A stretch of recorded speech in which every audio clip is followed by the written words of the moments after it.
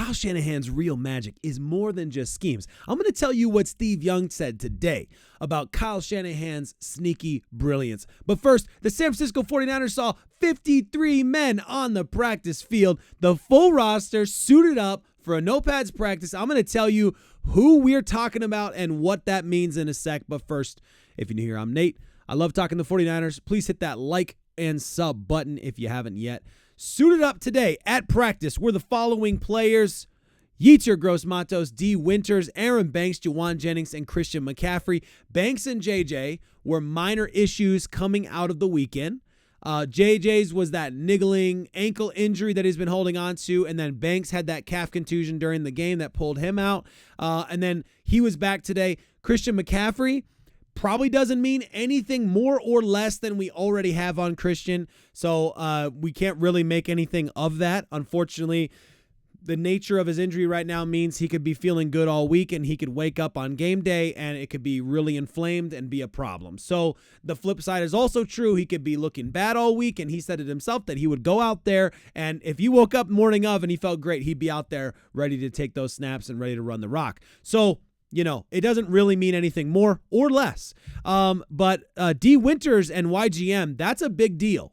D. Winters is finally back from his injury, YGM back from his knee injury, and that's a good thing we want to see. And I should also throw out there, not on this list because he's already been back at practice, but Hufanga was limited today as well. So he's still on the field, on the practice field, still limited for now. Has a chance, last I heard, to actually make the squad on Sunday, but we'll have to wait and see how it all plays out. I think the good news here right now that you're looking at when you look on the screen right now, it's firstly that 53 men, all 53 men on the roster are actually at practice today and actually, suited up. I mean, it's semi-suited up. No one's in pads, and that's normal. But whatever the case, I think that's good news, and I think the two big ones being these two right here. I think we thought Aaron Banks would come back, and we thought Juwan Jennings is going to be kind of in and out until he gets his ankle fully healthy, but he's probably going to be there on game day because he's important. So that's what you'd expect. And then Christian McCaffrey is a big question mark. We're just waiting on. Hufanga is, I don't think we're going to know he's ready until he's ready, until it happens. I don't know why I said that phrase, because I realize how stupid that sounds once you actually say it. We won't know he's ready till he's ready. Duh. Comment below, though. How are you reading the CMC situation? How do you read how this is playing out? Is Christian going to play this weekend in your mind? Do you think, based on what he's saying, based on how everything's going, that he's going to play this weekend? Because it's interesting. A lot of people have been talking about this. It's been a hot topic, understandably. The offensive player of the year. Is he going to play? Is he not going to play? He doesn't have an injury that is like a clear and defined, you're out for this chunk of time, don't do anything, and then you come back and you're playing. So that's tricky. But then there's this turf factor where Kyle made it seem like the turf factor's a big factor, that it would be harder for him to come back this week because of a turf game as opposed to if it were not a turf game this week. And that is a factor in his mind. But then asked Christian McCaffrey about it, and he said, no, not really. If you're ready to play, you're ready to play, turf or not. That's how he put it. So in Christian's mind, if I'm ready and I'm like feeling good that day, we're going. We're a go. We're 100%. And turf or not, it doesn't make a difference to me. So, let me know what you guys think, though. Like, do you agree with that? Does it make a difference? I do understand the idea of why it's different and why there are, higher injury risks and why you wouldn't want to risk your guy for that situation. Let me know what you think in the comments. I'll look forward to seeing what you have to say about it. But let's hop into this Kyle Shanahan real magic thing, because this is pretty fascinating. Steve Young commented on KNBR today about Kyle Shanahan's real magic. He didn't call it that. I'm calling it that because I'm reading between the lines a little bit here about what Steve Young's trying to say. Give this a listen. Jets, it was cringeworthy in how preseason it looked. It felt like August 1st watching them play, and when CMC went down and Willow wasn't going to play, and that what it speaks to is preparation by everyone on the football team. It's how they get ready. They get ready to play even though they're not starting. And it also speaks to the innovation of what Kyle brings. And I'm not going to try to brag on him every week, but an offense that can plug and play like that, Now, my ultimate example is Jimmy G was a hair from winning a Super Bowl at our place and can't find a job anywhere else. Listen to what he says right here. Listen very carefully. What is the value of being here and being able to have a system that gets the most out of you, as much as you ever going to be, the full measure of you as a player, and you can find it out here. And that's what I loved about Monday night, is all of a sudden Christian can't play, and now we're going to see the full measure of Mason as he jumped in and just dominated. And you feel in the system he could go score 14, 15 touchdowns this season, like if he got the shot. When I think about scheming, I think a lot of times about how am I reading and predicting what the other team is going to do so that my offense or defense can open them up and expose them and attack weak areas. That's scheming, right? But there's an element of scheming that Steve Young talked about here that's really more system mindset than it is scheming, even though they're kind of the same thing. And what he's talking about is pretty brilliant. He's making an excellent point. Part of Kyle Shanahan's brilliance is his ability to get the absolute best out of his players. And I've never thought about, look at Jimmy Garoppolo over with the Raiders, right?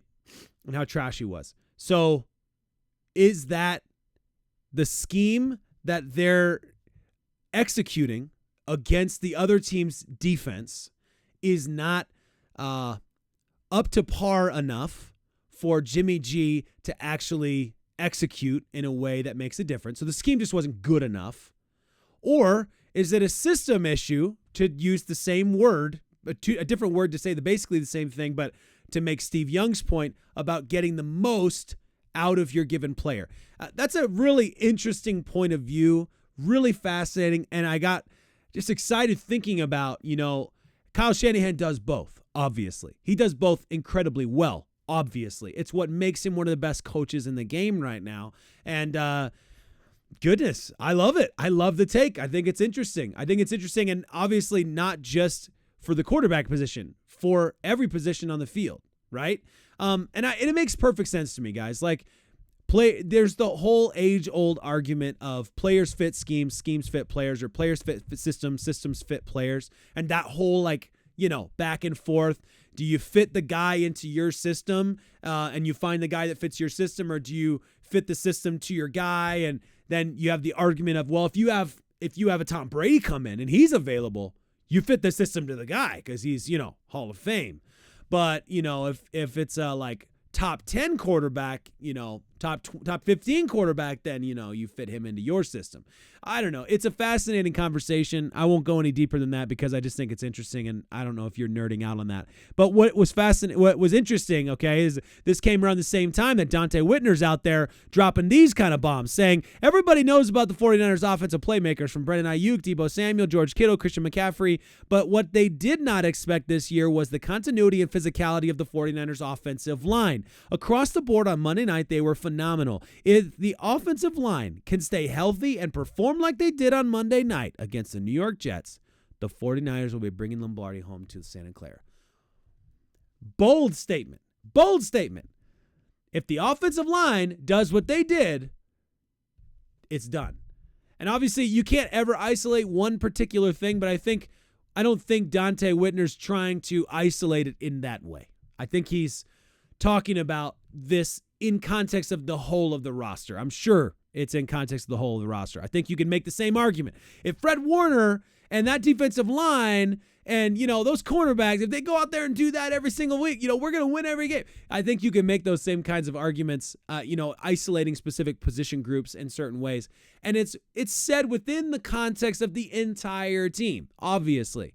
You would not say, if Fred Warner or the defensive line or whatever, but the whole offense is completely different, right? So, bold claim, makes a lot of sense. He's not the only person that said it. I love listening to post games, and so I was listening to Willard and Dibbs, you guys know, on Tuesday after the game, and the next day, obviously, and in the afternoon, Willard said the exact same thing. He said the offensive line plays like this. That's it. You're on your way.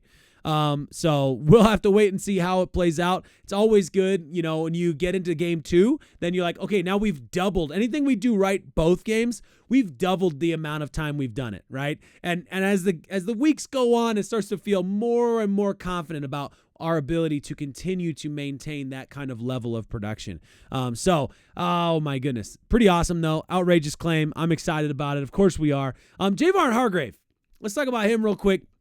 And then we got my favorite things I saw today. So Javon Hargrave helping solve the 49ers' biggest problem. Okay, Malik Collins too. We're going to give both of them credit. I've been giving Malik Collins a lot of credit. I have not given enough credit to Javon Hargrave. And so I wanted to make sure I give Javon Hargrave a little bit of credit here. Just be excited about what you're seeing right here. The absolute beast that you're seeing on the field right here, and how he's able to be so athletic and so quick. And guys keep moving and he's already cut back. He's a powerful man. And his ability to stretch for that tackle right there, for example, I mean, it's something to behold for sure. Just to read the actual tweet itself, since I'm taking this guy's tweet here. Setting the edge inside, knocking back blocks, and defeating combo blocks with great effort. He knows you must stop the run to earn the right at rushing the passer. Love it. Absolutely love it. Great take there. All right. A few things that I saw today that I loved. Brock Purdy can excel against the Vikings' zone-heavy defense. Purdy has been the most efficient quarterback from PFF 49ers. Most efficient quarterback in the NFL against zone coverage. Minnesota ranks 3rd in zone coverage rate, presenting opportunities for Purdy to capitalize on his success against those looks. We'll be watching for that. Third-year quarterback Brock Purdy has won 18 of the 22 regular season starts that is made for San Francisco 49ers. He has only lost 4 regular season games. That is something that we should appreciate. Absolutely. And then this from Trent Williams on Dominic Poone's first road game with crowd noise. No, I didn't talk to him about that. I forget he's a rookie sometimes. He's just so mature for his age. So, but yeah, I'm pretty sure we'll have time to discuss it. He's so ahead of the curve, though. He probably don't need much from me.